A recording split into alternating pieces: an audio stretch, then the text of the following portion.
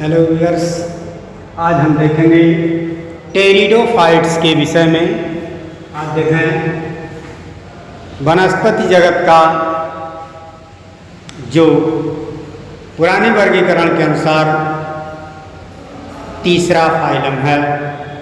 पहला फैलोफाइटा जिसमें शैवाल आपने देखा, दूसरा ब्रायोफाइटा जिसमें मांस के पौधे को देखा, और तीसरा ये टेरिडोफाइट्स होते हैं। इन्हें सर्पपादप भी कहते हैं क्योंकि इसकी जो तरुण पत्तियां होती हैं स्नेक की तरह होती हैं, इसीलिए इन्हें सर्पपादप भी कहते हैं। बच्चों, आप लोग गलियों कूचों में जहाँ छाया और नमी बनी रहती है, नीम के पत्ते के जैसे बड़े बड़े पत्ते आपने देखे होंगे, वही है फर्न का पौधा जो टेरिडोफाइटा का सबसे विकसित पौधा है।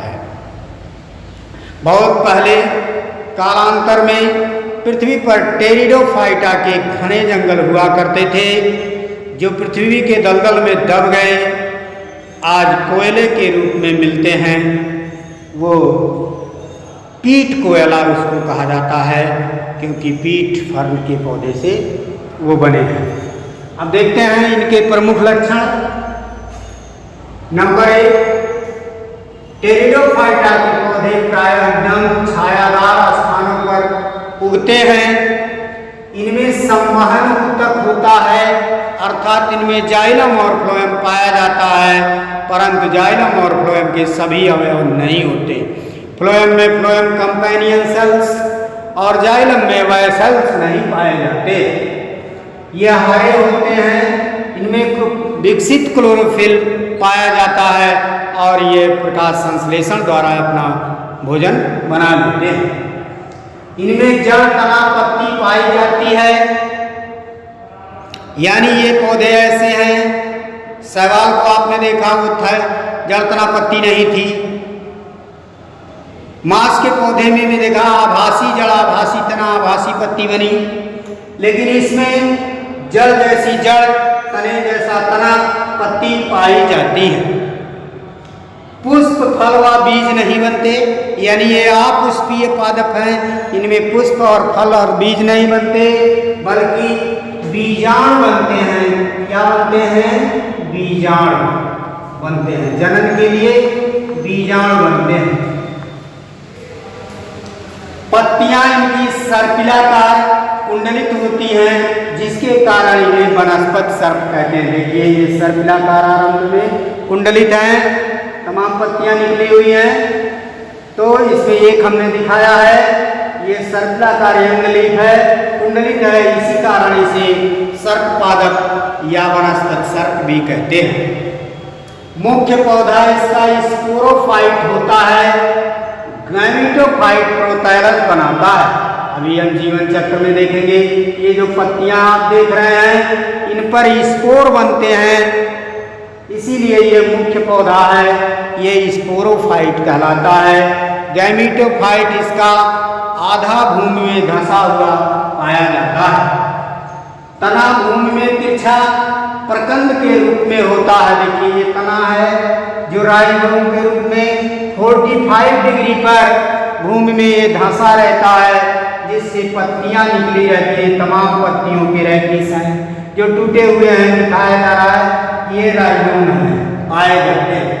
इनकी पत्तियां पिच्छाकार संयुक्त होती है। ये पूरी एक पत्ती है, इसमें ये पिच्छक लीफलेट्स लगे हैं, ये इसकी रेडिस है, यानी बाइपिन्नेटली कंपाउंड लीफ होता है, यानी द्विपिच्छकी पच्छाकार संयुक्त पत्तियां होती है। नर जननांग पुंधानी, मादा जननांग स्त्रीधानी के रूप में बनता है।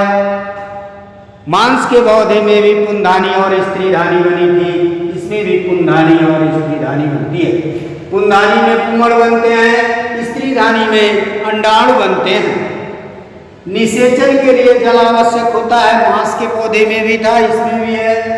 निषेचन के लिए जल आवश्यक होता है, अर्थात जो पुंधानी में पुंगड़ बनते हैं वह जल में ही तैरते हुए स्त्रीधानी के मुंह तक पहुँचते हैं। संवहनी ऊतक में स्टीलर सिस्टम पाया जाता है, स्टीलर सिस्टम के रूप में पाया जाता है। यह जो है जाइलम और फ्लोएम का एक समूह होता है जिसे स्टीलर सिस्टम कहते हैं। अब हम देखते हैं वर्गीकरण। टेरिडोफाइटा को 4 मुख्य समूहों में बांटा गया है। साइराप्सिडा, साइराप्सिडा में पत्तियां अनुपस्थित होती हैं, मूलाभास जड़ें पाई जाती हैं। उदाहरण है राइनिया, साइलोड्रम। लाइकॉप्सिडा, वर्ग नंबर 2 लाइकॉप्सिडा, इन्हें क्लब मास भी कहते हैं। पत्तियां पतली, जड़ तना विकसित होता है जैसे सिलेजिनेला, लाइकोपोडियम। यानी आप देख रहे हैं पत्तियां इसमें नहीं है, इसमें पतली धागे के आकार की होती हैं। वर्ग नंबर 3 स्पिनाप्सिडा, इसे हॉर्स टेल भी कहते हैं क्योंकि पत्तियां छोटी सल्की होती हैं जैसे एपिसीटम। अब इसमें जड़ और तना भी बन रखा है। वर्ग नंबर 4 टेराप्सिडा, इसमें जड़ तना पत्ती पूर्ण विकसित होती है। संवहनी यूतक होते हैं जैसे फर्न, टेरिस, ड्रायोप्टेरिक्स फर्न। महत्व देखा है सजावट के लिए इनकी पत्तियों को तोड़ करके आपने देखा होगा लगाया जाता है गुलदस्ते में।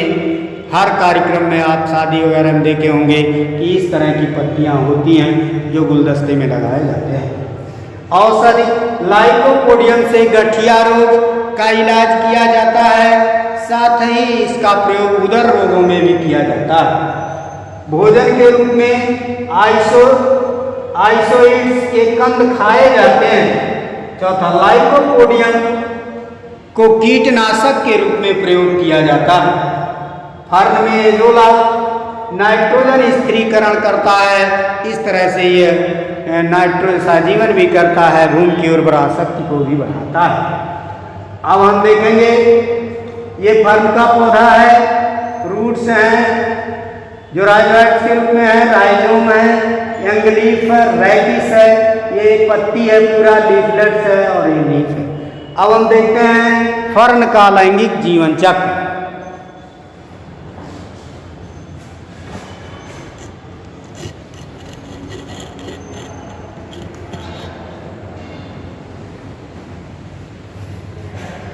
फर्न के लैंगिक जीवन चक्र में देखें बच्चों, ये मुख्य पौधा फर्न है। फर्न की जो ये लीफलेट है ये स्पोरोफिल कहलाती है।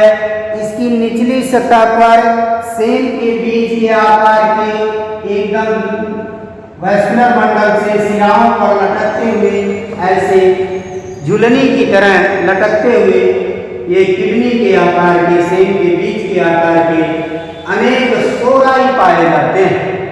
इस सोराई की संरचना देखें तो ये पूरा कोशिकाओं का बना सोरस छड़ है, यह आधार है। इस पर बहुत सारे स्पोरेंजिया कैप्सूल बनते हैं जिनमें अर्धसूत्री कोशा विभाजन होता है जिससे बहुत सारे स्पोर बनते हैं। देखिए मियासिस कोशा विभाजन हुआ, ये कैप्सूल के अंदर बहुत सारे स्पोर बन गए। यह स्पोर वायु में निखर जाते हैं। अनुकूल परिस्थिति मिलने पर नमी छायादार स्थान पर या अंकुरित होते हैं। अंकुरित होकर के प्रोथैलस हृदयाकार संरचना बनाते हैं, इसे प्रोथैलस कहते हैं। इसके बीच में एक छिद्र होता है जिसे वीनाक्ष कहते हैं। वीनाक्ष के चारों तरफ आर्किगोनियम स्त्रीधानियां बनती हैं तथा राइजोइड्स के पास एंथ्रीडिया पुंधानियां बनती हैं। स्त्रीधानियां में वेंटर एग सेल बनता है और आर्किगोनिया पुंधानिया में एंथ्रोजाइट्स बनते हैं।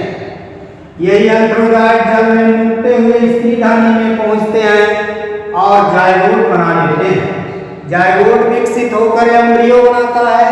यही एम्ब्रियो प्रोथैलस कर ही अंकुरित होकर फर्न के पौधे को जन्म देता है। इस प्रकार आप देखें ये ट्यूयल स्पोरोफाइट, ये गैमेटोफाइट होता है। इस तरह इसका जीवन चक्र चलता रहता है। शेष अगले टॉपिक।